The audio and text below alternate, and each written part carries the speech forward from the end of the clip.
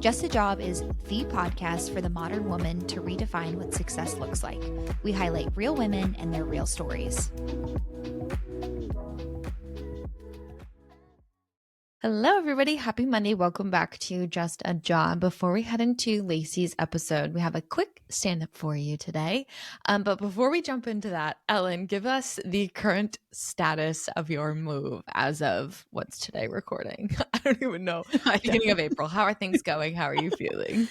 It's a little chaotic. We were just talking earlier. I'm trying my best to be present and really soak up the last couple of days in San Diego, and I'm having a very hard time doing that. If you are visually enjoying this podcast, I'm literally sitting leaning up against my guest room door because I was telling Sarah this is the only acceptable background with the current state of things. Just there are boxes and stuff everywhere. So things are moving along, but it's a little chaotic and stressful. So trying to stay present in the moment, and it's not going very well. That's okay. I'm trying, Yeah, it's difficult. I mean, when your head is like a mind map right now of all of these things, the idea of even just being present in your daily life is difficult. But I think that'll be the new normal for the next few weeks, and then a breath of fresh air come end of April. Exactly. Well, and when this goes out, you'll have completed your half marathon as well. So keep us updated on how that goes, and everyone send Sarah some good luck and rest and recovery. Yeah, I'm like, maybe send me a Sonic gift card so I can go get a water. Ooh, that sounds Starbucks nice. gift card so I can go caffeinate. Yeah, because I'm sure I will be very tired. So, okay, before Lacey's episode, we wanted to talk about something that's somewhat timely. And Ellen, you had introduced this, so I'll let you kick it off. I wrote down financial literacy because with the current state of the stock market, political atmosphere, etc., now is the time to become financially literate if you are not already. I think with everything that's going on, very negative, very doom and gloom. And I think the only silver lining that maybe could come out of this right now is to brush up on your level of understanding of your current finances, your goals, what the stock market tanking actually could mean for someone like you, student loan repayments, all of those things. Just go educate yourself as much as possible, because I think that's probably the best way you can learn about what to go do. There's a couple of financial influencers that we've talked about before that we enjoy following. They give some really good advice. I don't know of any websites or actual resources, but go find something, learn something, and it'll help you, period. So that's my nice advice. Yeah, so we can include some places. I know for me, it's kind of like how it was in January. It's a consumption versus avoidance conversation. Yeah. Because I'm I don't want to think about these things. They won't affect me, but the reality is these things will affect you, whether it's today, tomorrow, or in the next coming months. Specific to jobs, I was thinking about this a lot. I've seen a lot of those influencers simultaneously talking about safeguarding your investments, resources, budget, and all of that, but also too brushing up on your resume. And it just kind of feels like this really unsettling time of what to expect. And I don't know, it's just interesting because again, I'm I don't want to think about it, but the reality is it's coming for all of us in some fashion. So. Yes. And it feels very much so out of our control, but there are things that you can control within your own family and situation, right? You can be proactive, like you said, with resume stuff and learning about financial your personal financial information, goals, etc. So find something within your control and go down that path, because that at least has helped me feel I have some sense of being able to be proactive in some way about everything. So that's kind of helped. But yeah. And I think having conversations, something I feel I want to do is also have conversations with my parents or people that have been through experiences like this, where it's hey, what worked or didn't work for you? Because the reality of the situation is as crummy as it is, to me, it feels a door is opening to some degree. There are opportunities that will come from it, whether it's a shift in your career or a pivot in your finances. But I think it's just about embracing change and being open to what might come, and seek control where you can have control, but I don't know. I'm also like on one hand a little bit apprehensive, but on the other, I'm kind of like, okay, what's going to come out of this? Because this is an opportunity for people to like become wealthy and like have wealth, and as long as there's like a proactive approach to it. So don't just sit with your head under the head under the sheets. What's the saying? It's head in the clouds is like the wait, is it Yeah, with your head in the clouds? I'm just trying to say I don't like know. I don't know. Oh, head in the sand. That's it. Wrong Head down, yeah. direction. Yes, down. Don't look down. Look up. Okay, well, Ellen, any other parting thoughts before we head into Lacey's episode? Not really. I think a goal of mine this week is to just be more present, and I'm very excited for you and your race. Those are my two things. Thank you. And we will be so excited to have an updated background. I'm excited to see how things land. But everybody, enjoy your day. We'll see ya. Hey, everybody. Welcome back. Today we are joined with Lacey Dikkers. She is currently working in college admissions, but comes with a background of 5 years of experience in the entertainment industry, serving in roles as an executive assistant for a celebrity. She'll let us know later, so stay tuned. And development in a production company. In her time outside of work, she hosts a podcast called What's Next with Lacey Dikkers. Thanks so much for joining us. Welcome. Thank you. This is so exciting. I've never been on this side. Actually, that's not true. I've been on this side of the microphone once, but I'm like kind of nervous. Oh my gosh, and I'm just realizing that we have the same microphone. So this is the audio quality is about to be so good. So good. I remember once I interviewed my first guest with the microphone, and I was like, this is so different. Like, it sounds amazing. I wish I could like send all my guests a microphone, but okay, same. When we were like first workshopping podcast ideas, we were like, oh, maybe we could do that, and that could be like, a fun, I don't know, like add-on for guest experience. And then we looked into the logistics. We were like, never mind. Yep, exactly. I was also like, don't have the budget for that, so never mind. I'll make do. Yep. Yeah, we'll do with your headphones or computer speaker. But exactly. I'm super excited because it's obviously very topical and relevant. You have a career-focused podcast, but today we get to talk all about you. And just want to do a little shout out to Nick. Thank you, Nick, for the introduction. Otherwise, this podcast episode would not be happening. So thank you, Nick. Yeah. Thank you, Nick. Lacey, to start us off, when you were growing up, what did you want to be? What did I want to be? I really wanted to be an actress. Like that was, Yeah. I just remember I was like so excited about everything entertainment and that whole world. And I loved acting. I loved being in the performance space. And then quickly realized like that was not realistic for me. And so then I transitioned into wanting to be in like into the business end of entertainment. But yeah, acting was my first thing.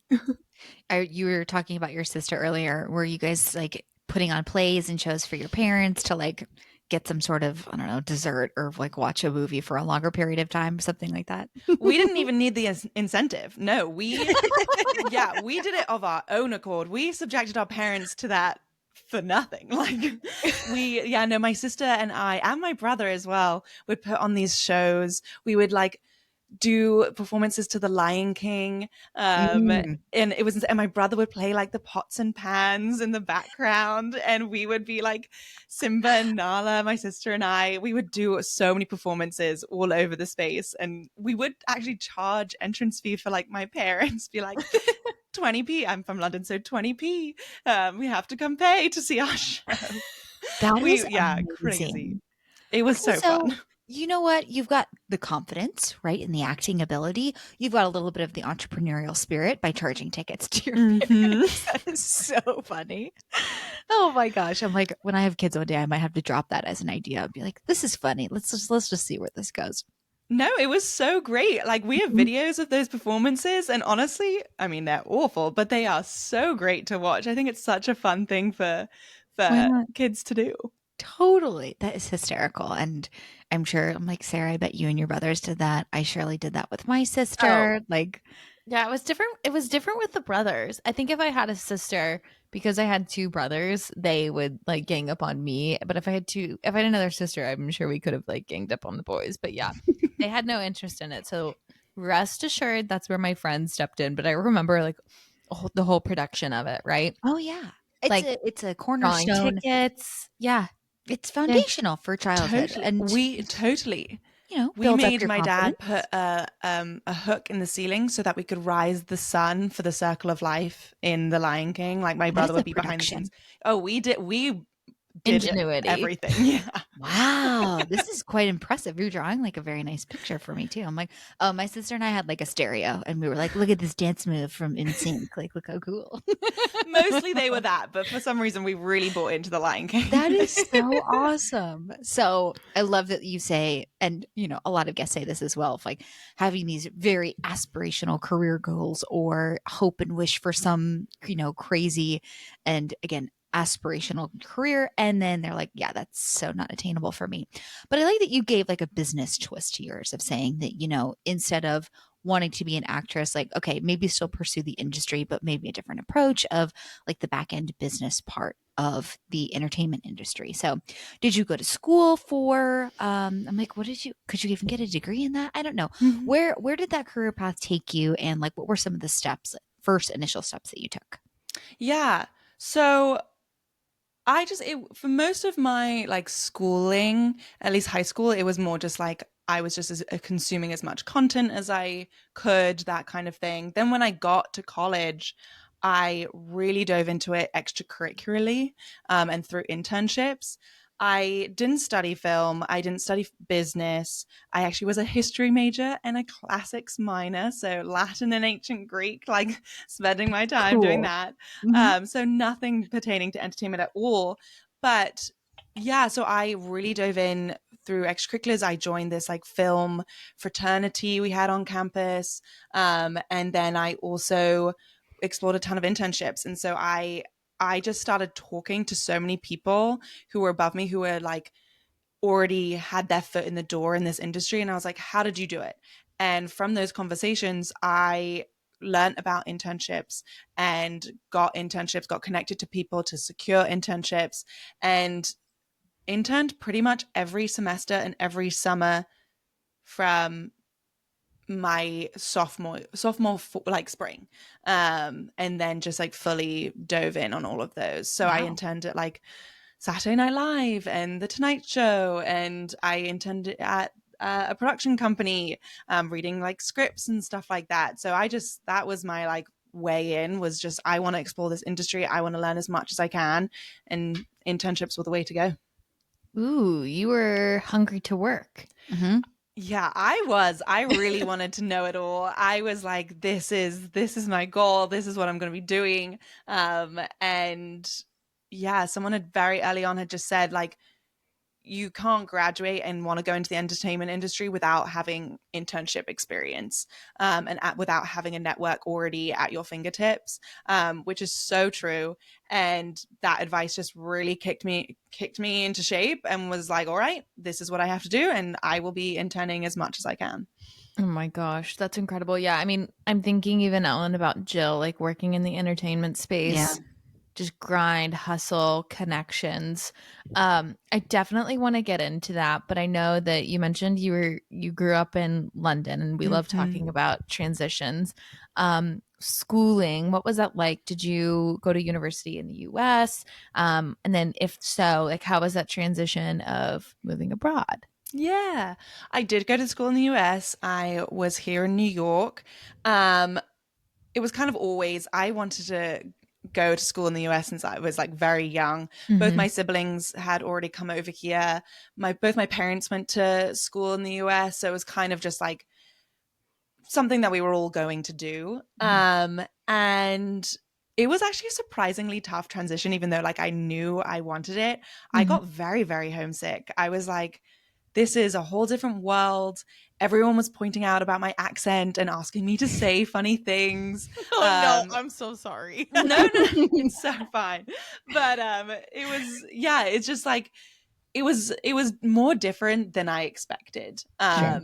And yeah, so it was tough. And then even like the school system, like I'd never been in on the GPA system.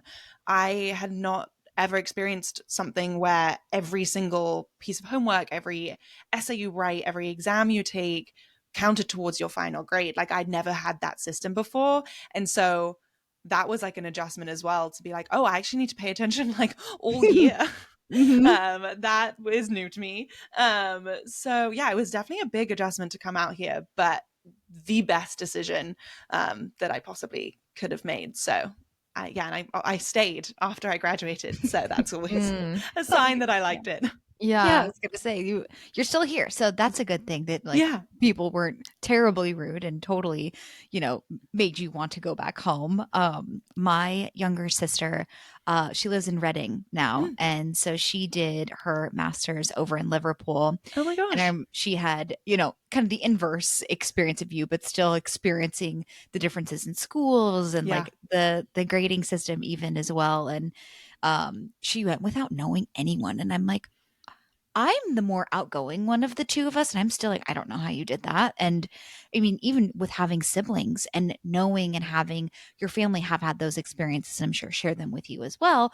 You can only be as prepared as people can tell you until you experience it yourself. And not only are you going through that huge cultural shift and homesickness, but also college. Even if you go to college in your hometown and you know a lot of people, it's still such a shift, and it's so difficult regardless of how prepared that you are. But I love that even still you had that desire to, I want to go down this career path. I know if I want to be successful, I have to do all these internships, and I did it. So from sophomore year to senior year, like how many internships did you have? Like 5 or 6? Yeah, 5, I think. That's crazy. 5, and then during summers, I would intern for a few days, and then I would work for a few days, because entertainment internships are often unpaid. And so I could only do part-time internships during the summer. So I would do those during the summer. But yeah, so I had a lot of internships during college. We talk a lot about the importance of internships and how even if they're required by your class or people encourage you to take them because you'll do well in your career, we talk about how important they are to just kind of help you filter through what you do and don't like out of a job. So what are some things that you did or did not enjoy by way of those internships? That's a really good question. I really enjoyed meeting all the people that I did. And these were really impressive people who have worked really hard to get to where they are, and having the opportunity to talk to them and hear their story was awesome. And I also met so many other people my own age who were also interning with me. Like at SNL, we had a class of interns.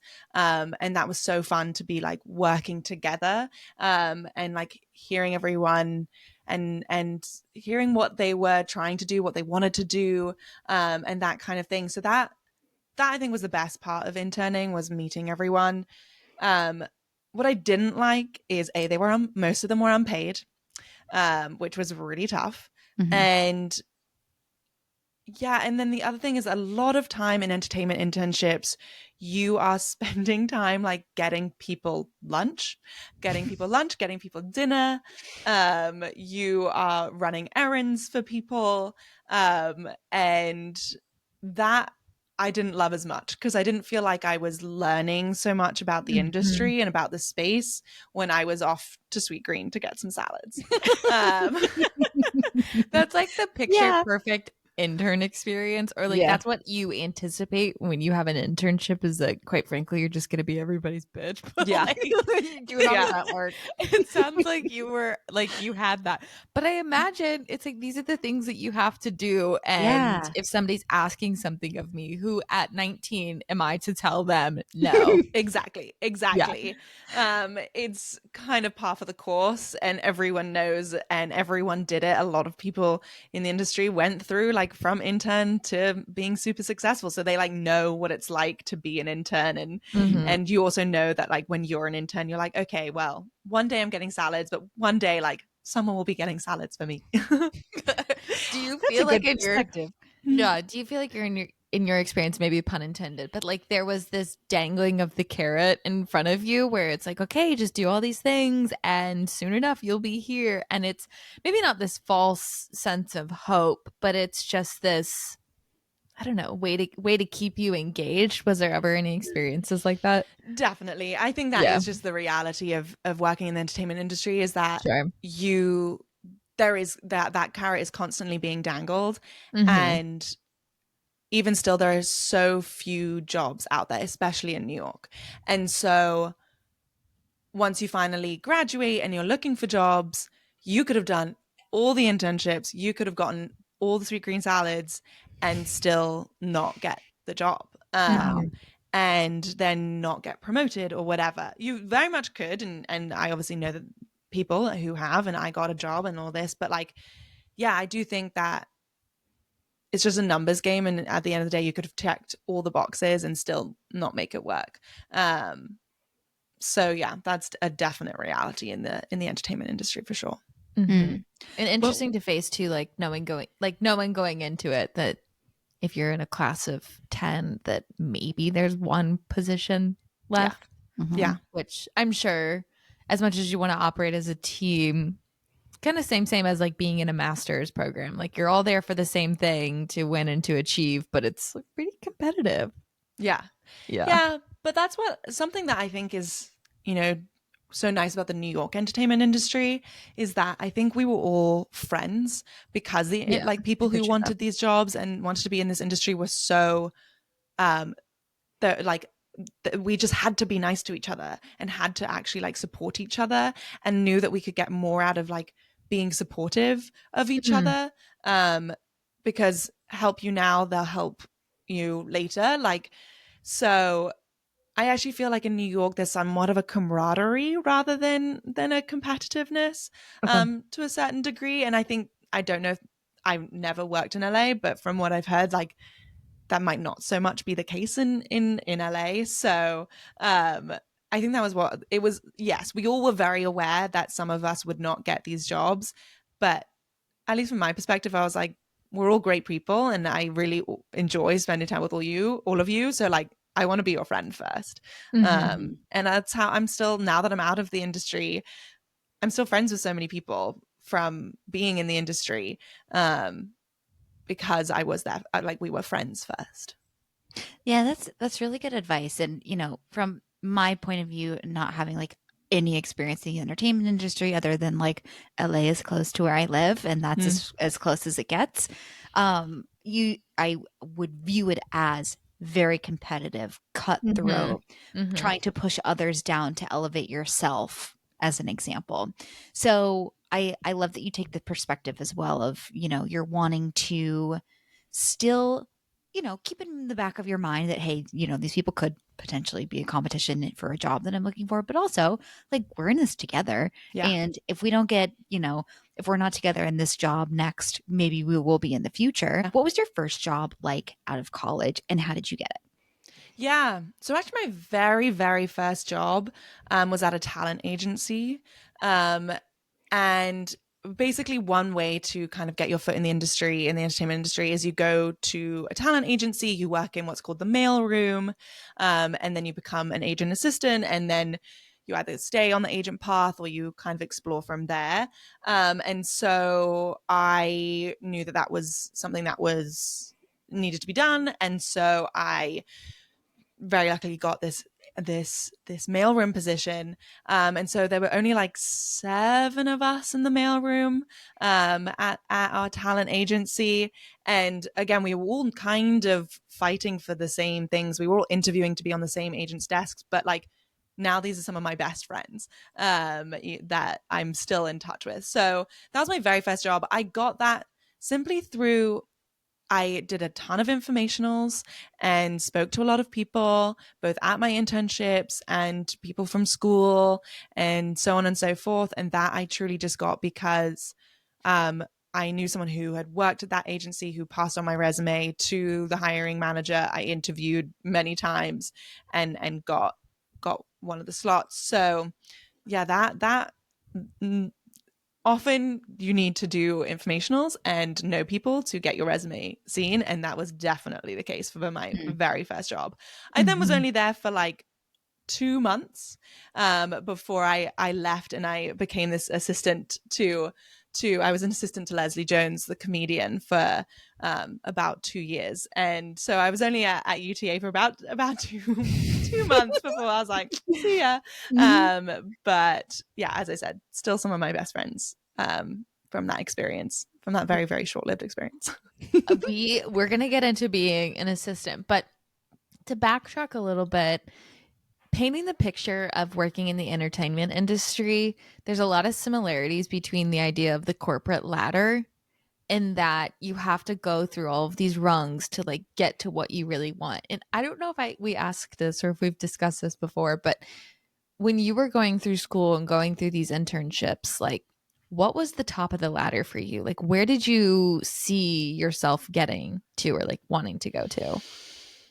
That's a really good question. It changed a lot. I feel like it changed with every internship and every experience that I had. I wanted two things, and I was kind of pursuing these two paths. I either wanted to be in development, which is where you work with writers and you sell shows or movies or whatever, and you develop them essentially. And so I either wanted to be a producer in development, or I wanted to be like working at like a late night show or something like that as a talent booker. Those were the kind of two experiences that I was chasing. And you know, maybe I should have focused on one and done that path. And that's something that I think about, you know, as I look back on the years so far. But those were the two goals that I had for myself when I was exploring what I wanted to do.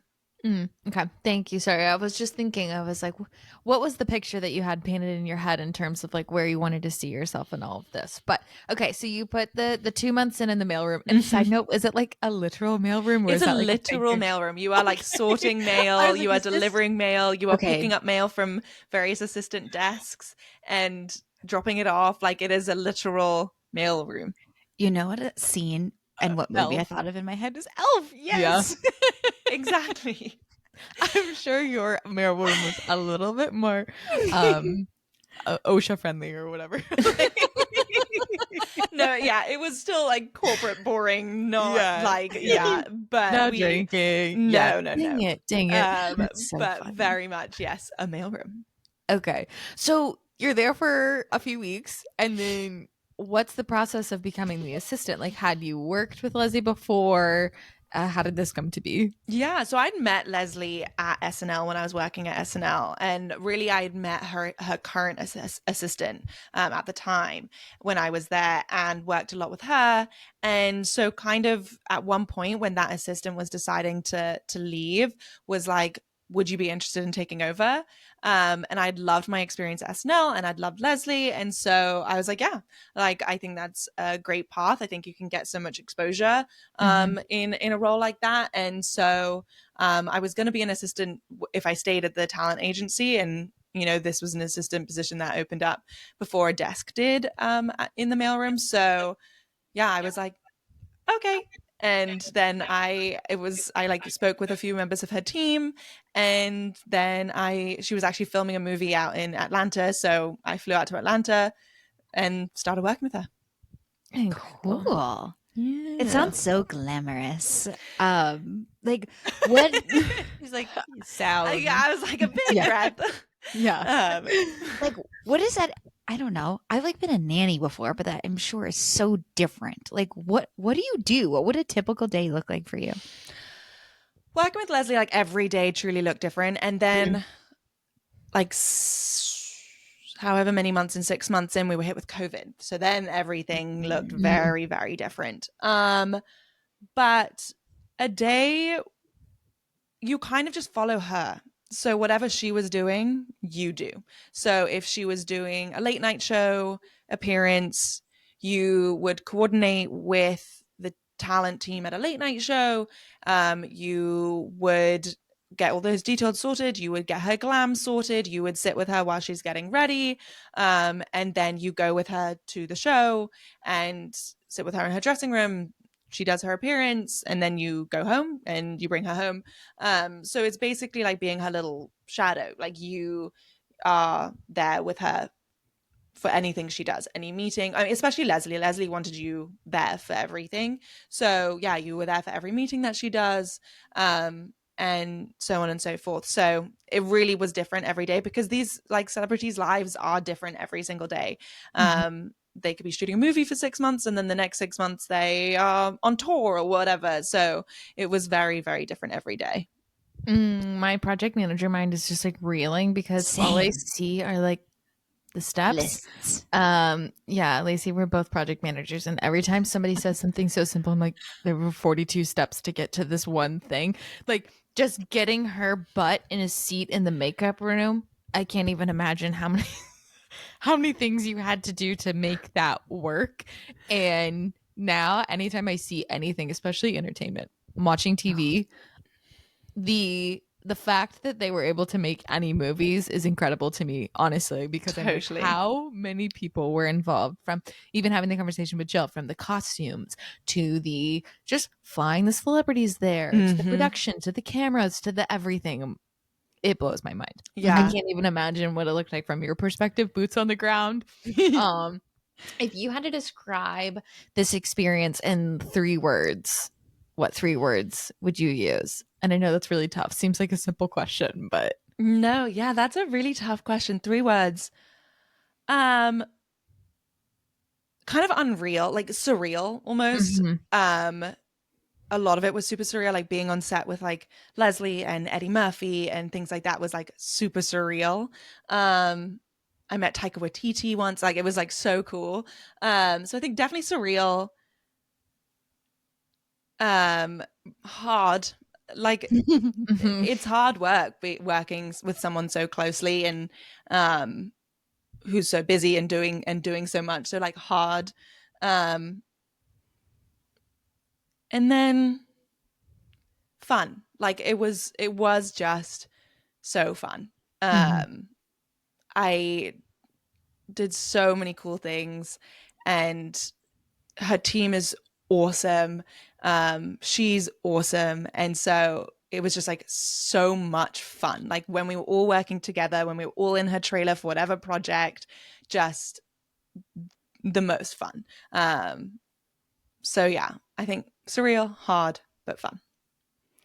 I'm curious if like if you had friends or maybe like your siblings or family were in like more of a traditional career path, and then what was that like going to dinner with them and being like, talking to your friends, oh, how's work? And one of them's like, I have a PowerPoint presentation tomorrow and I have to go to a conference, and you're like, oh, I was at SNL last night. Like did you have any experiences like those of like this juxtaposition of careers?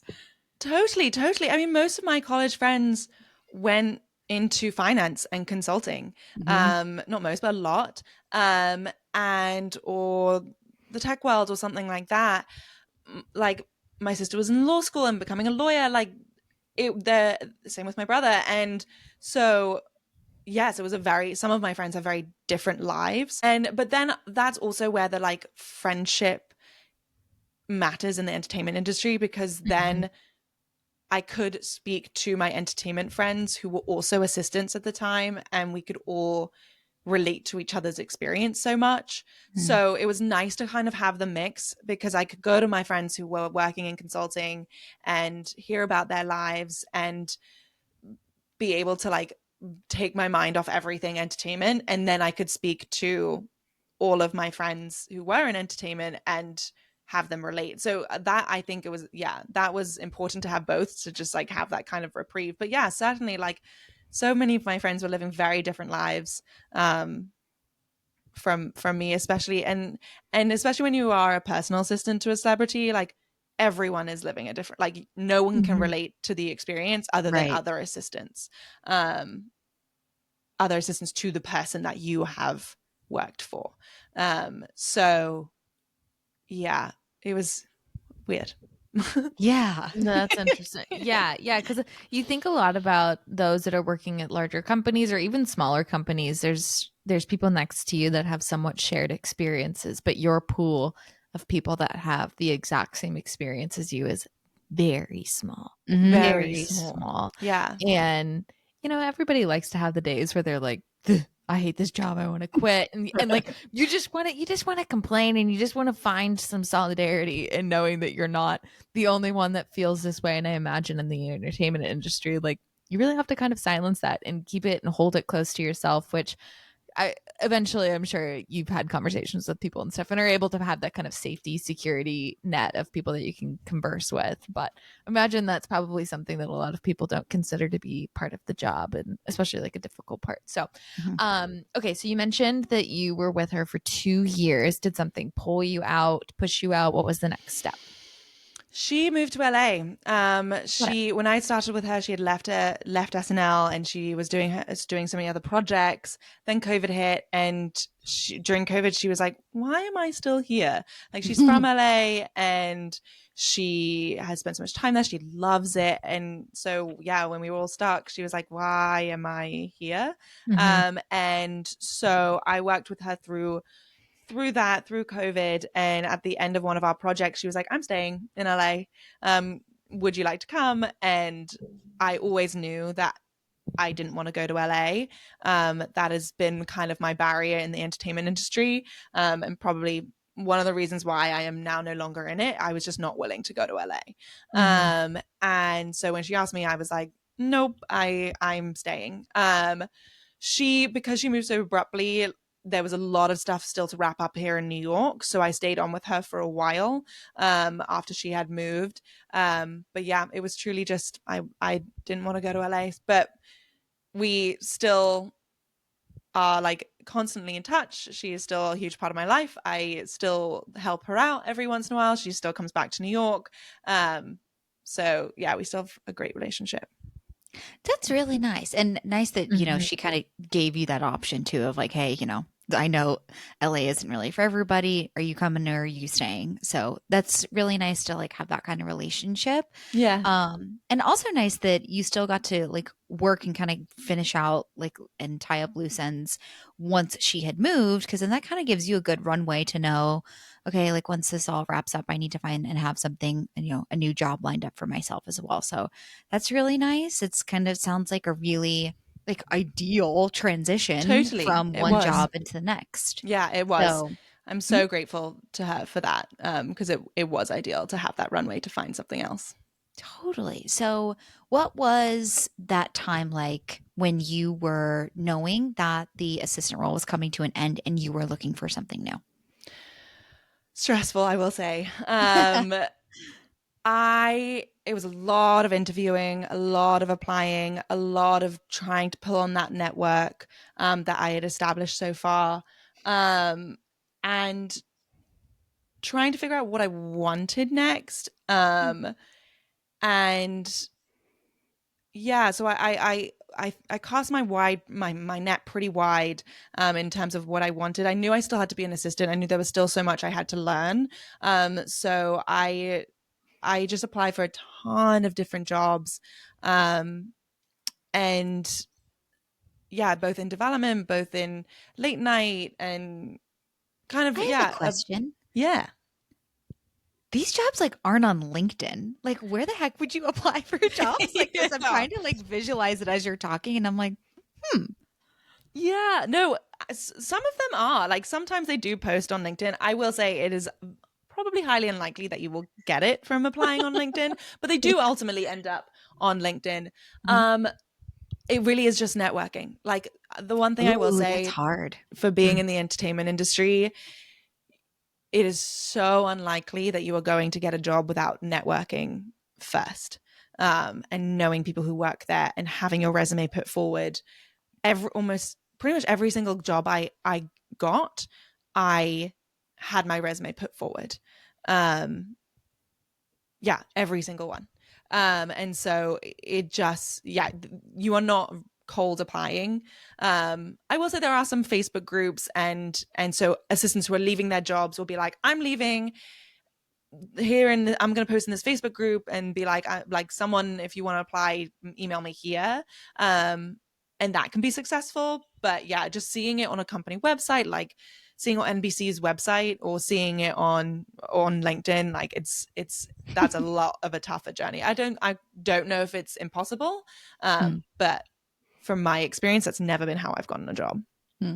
Sounds like you have to build thick skin and be pretty just gritty, right? Like you just have to just grind to find the role. Totally. So you're out there searching high and low. What develops? What comes out of that?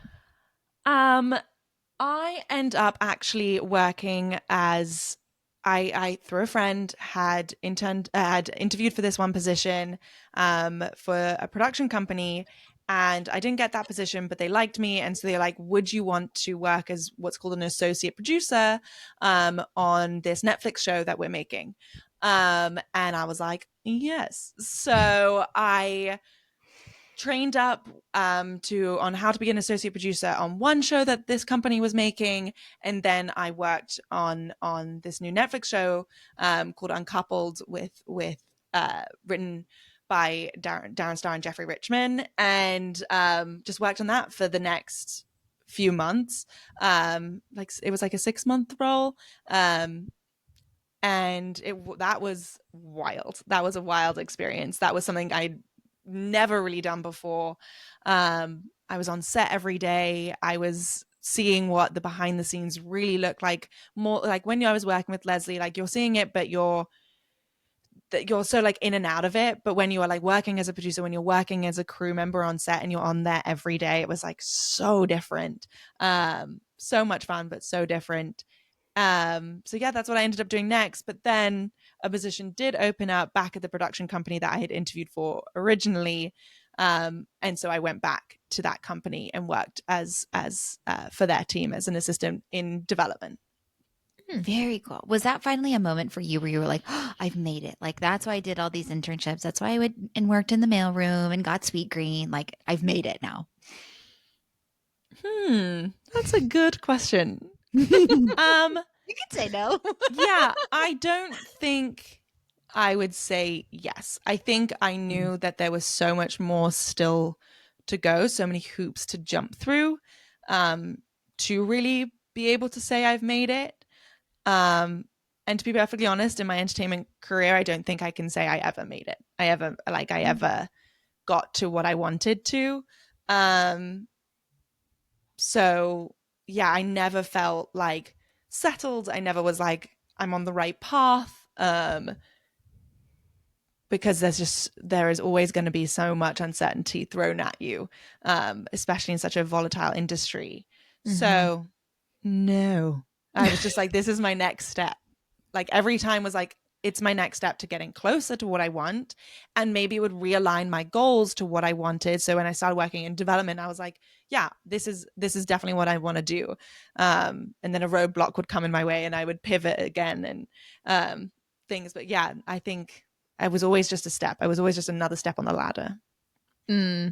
This almost seems like a never-ending ladder and somewhat like spiraling, right? Like it's not just this like really uniform experience you're climbing. It's kind of just like here, there, everywhere. And yeah, you mentioned the word volatile, and that was the first word that came to my mind, thinking how much can impact your experience between like budgeting and celebrities and just like all of these things that leaves you in a very vulnerable state. And it's not just like, oh, okay, like I still have the certainty of a job. It's like, no, my job literally depends on all of these other things over here that I have no control over going perfectly to plan. And as much as you put time and energy and effort into being the most rock star employee, there's only so much stuff that you can do, which yes, to an extent applies to pretty much every industry, right? Like I don't know that there's anybody that feels like their job is guaranteed the next day, but I imagine in this one it would be pretty difficult to manage, and I don't know if my type A-ness would be very settled. Yeah. You just kind of have to learn to really roll with the punches. So you've definitely gained a lot of soft skills, I'm sure, in this experience. But you mentioned you make it to this company that you had been applying for. You obviously have your sights set on it. What was that experience like? Yeah, I learned it was so fun. They it's such a great company. It kind of shifted in terms of what the company actually was partway through my time with them, but yeah, I learned so much from them. It was my first real like development job, and so I was reading so many scripts, I was giving notes, I was helping in like writers' rooms, and again, it's that exposure that you get that's so awesome, and seeing where things were going and how things worked was so cool to see, because you really are in this job in development, you are seeing like an idea turn into a product, and every step that requires, and so that was really really cool. I really enjoyed that experience. So yeah, it was an interesting time. It was fun. Bring us to when the thoughts of transitioning out of the entertainment industry started to, like, I don't know, come to the forefront. Was there like a particular experience that you had? What kind of led to you thinking that you were looking to try something different? Um, Necessity, to be perfectly honest. I got laid off from the company. We had started a new company, and strikes were happening, and things were changing, and unfortunately there just wasn't space for me anymore, and so I'd gotten laid off at the end of 2023, and I spent 10 months looking for a job. I was unemployed for 10 months, and I go back and forth on whether that's something like you tell people, you advertise, and I'm like, honestly, like that is the reality of life sometimes. I got to 8 final round interviews. I was the final 2 like 8 times in those 10 months, and it didn't swing my way. And I was casting every single time it didn't go my way. I was casting my net wider and wider. And I was like, again, you are into doing informational interviews. I did like around 50 informational interviews in the year of 2024, trying to figure out what to do, what was my next step, trying to find a job. I don't even want to think about the number of jobs I applied to. I don't want to think about the number of interviews I did in that year. But yeah, it got to a point where I was like, I need a job. I'd lost my unemployment, and I was like, I'm sustaining myself, and like there's only so much money that I have in the bank. And so it was truly necessity. And I'd always thought, I was kind of casting my net wider in terms of like, yes, leaning out of the industry. And so I'd always thought about working in college admissions. It's how I sustained myself during every summer of college. I worked in my admissions office. And so it was something that I was always really interested in. I was a tour guide. Like, I loved it. I loved that part of it. And so when it finally, I was like, this is ridiculous. This is insane. I was like, wait a minute. What about this world that I just had forgotten about but were really really liked, and I had a friend in that space, and so I was like, texted her, I was like, are you hiring? She was like, yes. And honestly, I will say, like, it was the easiest interview process I did. It was just the most efficient, it was the most clear, like they were responsive, like it just was a golden experience. And within 2 weeks I'd gotten the job. And so having gone through everything I'd gone through, I was like, all right, this is time. Like I'm going to take my time and take a break from this space, and take this job. So yeah, it was really out of necessity. The job market, especially over the past 2 years, has been literally insane. Yeah. And I spent a good part of last year, which I can't believe it's been a year, but this time last year I was interviewing and same thing, sending my resume out to literally anyone who had a pair of eyes to look at it. Like it seemed, and it's such a, I found it to be like such a confidence sucking Yeah. experience. Like towards the end, I was like, do I have any skills? Truly. Can Truly. I do any job? I don't know because, rejection is difficult, period. But a continued experience of rejection is just like you just get beat into the ground and you question literally everything.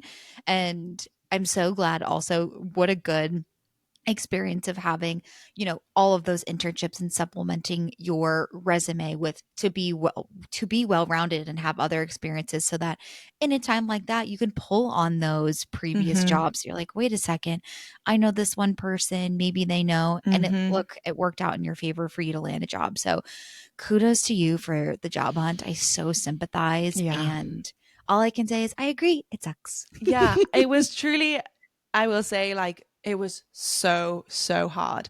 And I am so grateful for my community. I am so grateful. I came across this woman on TikTok who also was unemployed, and she started this platform called Rise. Shout out Rise. I know who you're talking about. You know her? She's awesome. Yeah, she's amazing.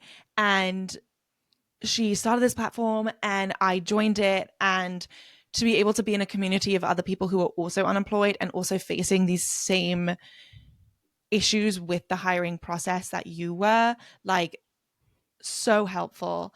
And yeah, you're right, the just rejection of it, you start to believe, like, am I capable of anything? Like, genuinely, you do start believing that. Like, because yes, for me it was like the 8 final round interviews that I didn't get, but all of the other ones where I didn't get after the first round or second round or third round or whatever it may be.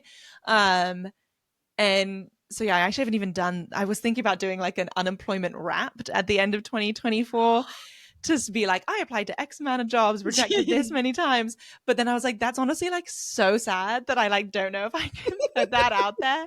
At least right now I was like, probably not. But yeah, you just really do get beaten in the ground and thought that like, and start thinking that you were just not good enough for anything.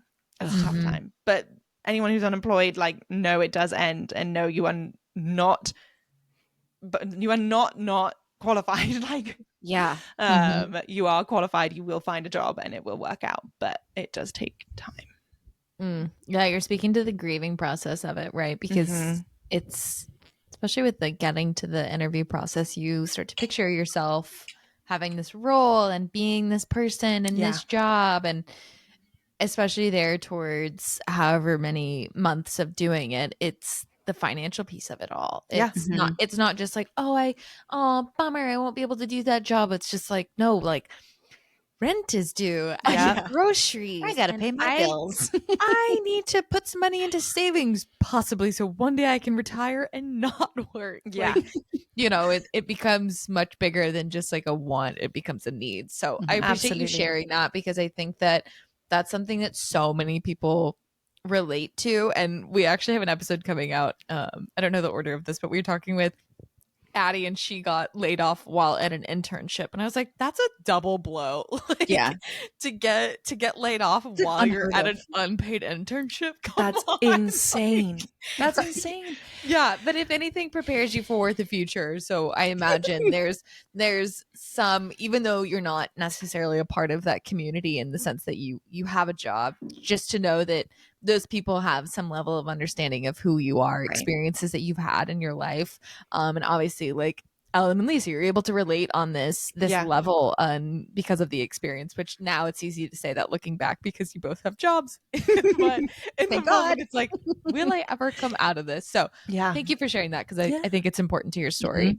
I don't know if it's, I wouldn't say it's irony, but I also love the idea that you are now working in college admissions, because you are now setting people up to essentially start their professional journeys or Yeah. careers and really like their lives. Yeah. Talk to us about that experience. Like what's it been like for you? What's been your favorite part? Any words of advice for people trying to make that transition? Let's hear it all. It's been so great. I think what's so great about now working in education is that like it is the complete opposite of the entertainment world. Mhm. It is, everyone is so lovely and so welcoming, and not to say that everyone in entertainment isn't, but it's just like, I will say to a certain extent, like for some of my jobs, I was like really like, it was so uncertain whether the job would still Mhm. exist. And for this, always there's uncertainty, but you do feel a little bit more secure in education. Especially in college, like a university is just a machine. It is so big. It has so many employees. So you just feel a little bit more of that like safety net. So I think Mhm. that's honestly been like such a nice part to like realize. Mhm. And yeah, so that I like, ever again, all my coworkers are just so wonderful. The work itself I really really enjoy. As you said, you do feel like you're making such a tangible difference, because you are just like, am I'm finding these incredible students, and truly there are many incredible students, and you are giving them this opportunity, um, which like could change their lives. And for many students coming to my school will change their lives and will change their families' lives. And to know you're making that difference is incredible and such a great feeling. And to know that these students are like trusting you with their story, and you know how much time they've taken on the application. So yeah, it's been such an amazing experience so far. So I'm loving it. That's so awesome. And like the Mhm. emotional aspect of it, like I always cry when I watch the like acceptance videos and stuff with families. I'm like, oh my God, like, Mm-hmm. that young person's their life is starting. Yeah. But also too, like you are able to like help influence, make those decisions. Like talk about having such like a tie and a purpose and a mission behind your work, which Mhm. not a lot of people get to say that they have. So that's really incredible too. I think that's so, so rewarding. Absolutely. And it was one of the main things that actually drove me into, you know, taking this job off and leaving the entertainment industry. I I realized I didn't say this, but like one of the main reasons that I wanted to get into entertainment was because I wanted to make a difference. Like I felt like entertainment, when you're working in entertainment, you have such a platform to make a difference, to make content from people who, are underrepresented writers or directors or whatever, and bring their stories and bring their voices to this to the screen. Mhm. And that was what I really really wanted to do, and that was my main drive. And so now I when I was looking back at my career, I was like, I don't think I'm like having as much of an impact as I kind of thought I was. And Mhm. maybe I think I didn't realize the powers that be in the entertainment industry that kind of prevent you from having that impact. And so yeah, going into admissions and knowing that all of our work is so mission oriented and life changing, it feels really really nice. Like it's just like such a nice change, that you are truly making a difference with everything that you're doing. I mean, I think that everybody has to spend hours at their desk click clacking away. But if you know that the actions you're taking equal something positive for somebody else, and it's up to each individual what that positive is, Mhm. it makes it work Yeah. so much more worth it. And again, like I think that we're kind of glamorizing your job a little bit too. And I know that I know that when we talked, I was like, oh my God, college admissions. I can't even imagine how incredible it is. But the reality is it's still, it's still a job. It's It still is still work. a job. Yes. you know? Yes. So I think it's important to have that framework. But you are, kind of teeing us up because you talk about like the rewarding aspect of your current role, but just in general, Lacey, like the big question, how do you define success for yourself? That's a really also a good question. To be perfectly honest, I think I'm still figuring that out. I think that I've taken quite a few blows. And I think I used to have a definition of success so strictly tied to the entertainment industry. And, you know, maybe I will go back into entertainment. Maybe something will happen. I don't know. But I just don't know what success looks like for me anymore. And I think honestly, like I'm like working with a therapist to like figure out what that is, because I like taking all those rejections just completely reevaluated like everything in my brain and everything that I saw from a career, about careers in general. And so yeah, I honestly have no idea in answer to your question. So stay tuned. I was going to say, we'll have to have you back and have us update once you've made up your mind and have landed on something that you feel excited about sharing. So yeah, I like that. We'll do a stay tuned. But I totally relate to you with the job hunting thing and just like reframing work, and even like just, I mean, candidly speaking, like having this podcast has like forced me to rewire my brain. And I would be applying to jobs or even in jobs where I'm like, what the hell am I doing? Like, I'm not like, even, yuck. Oh, you know, like, damn, Ellen, take a look in the mirror, because, you know, like you got to practice what you preach. And it sounds like you're still kind of unwinding some of that, like nonsense of the job hunt. But I'm glad that you've landed in a place that it sounds like you're very excited about and passionate about. It is still work, but at least it sounds like it's more rewarding for you. Yeah. And who knows where it can take you from here. I mean, to, you know, take a little bit of your podcast, like, you know, you never know what's next for you. So never know what's next. It's always changing. Exactly. So yes, absolutely. We're going to jump into some rapid fire questions for you. So Lacey, what is one thing you cannot live without to make it through the workday? One thing that I cannot live without to make it through the workday: snacks. Ooh, anything in particular?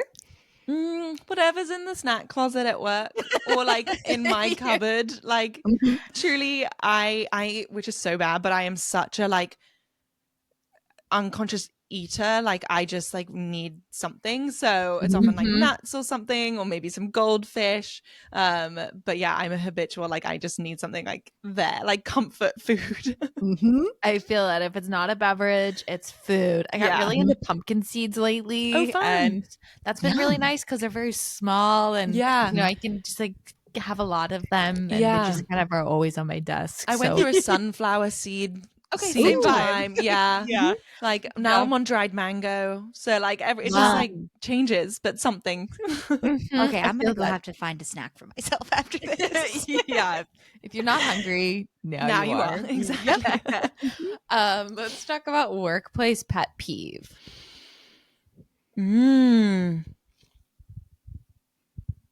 That's such a good question. I'm so new to a quote unquote normal workplace. Sure. I think probably something from like every job, like actually less on my job, but like less on my now job. But in entertainment, like you are dealing with so many different stakeholders and other assistants that I think just like communication is so key. And so when there's like a lack of communication and then everyone's like trying to deflect the blame, I'm like, that's my pet peeve. I'm like, no, there was such an easy way to fix this. It was called email me if you want something. So I think that's probably my pet peeve. Like people just need to be way more communicative. All right, that's fair. I like it. What is the best benefit you've ever had from a job or maybe an internship? I feel like I'd probably go with, I have through work now something called One Pass, where it's like you pay your health insurance and then you can have access to different classes. So like Pure Barre or Rumble or Core Pilates or something like that. And there's various different levels. But you could have access to a bunch of different classes for way cheaper. And yeah, I'm kind of loving that. I still have more levels to I'm currently training for a half marathon, so I'm like spending my life running. So I haven't like unlocked all the classes, but there's so many I could do. So as soon as it's done, I'm like, Rumble 24/7, here we come. Ooh, I've never done a boxing class, but I imagine it's really fun. It is so fun. I come out of that class every time and I am a completely new human. Like like just punching a bag as hard as you can for like 45 minutes is super, super like therapeutic. You're like, who needs to talk this out? Like, yeah, we just need to go to a Rumble class, like truly. I love it. So I think that like it's called One Pass. I don't know if all health insurances have it, but mine does, and I'm very excited for all the classes I'm having access to. We'll have to look into that. Well, Lacey, thank you so much for joining us. It's been incredible to hear about your career, navigating the transition, navigating the job hunt, everything. And like, I know we didn't even get to scratch the surface on your podcast. We'll include everywhere that we can find you, but I think that you have so much ahead of you, and like appreciate all the little reminders. I feel like I've learned a lot in this episode. So thank you. Thank you. This has been so much fun. It's been so weird to be on this side of the mic, but I've had so much fun. It's natural. Thank you. No, I absolutely loved it. This was so lovely. And yeah, thanks for having me on. Absolutely. Well, we'll include everywhere that you can find Lacey in the show notes. And remember, at the end of the day, it's literally just a job. We'll see you. So real.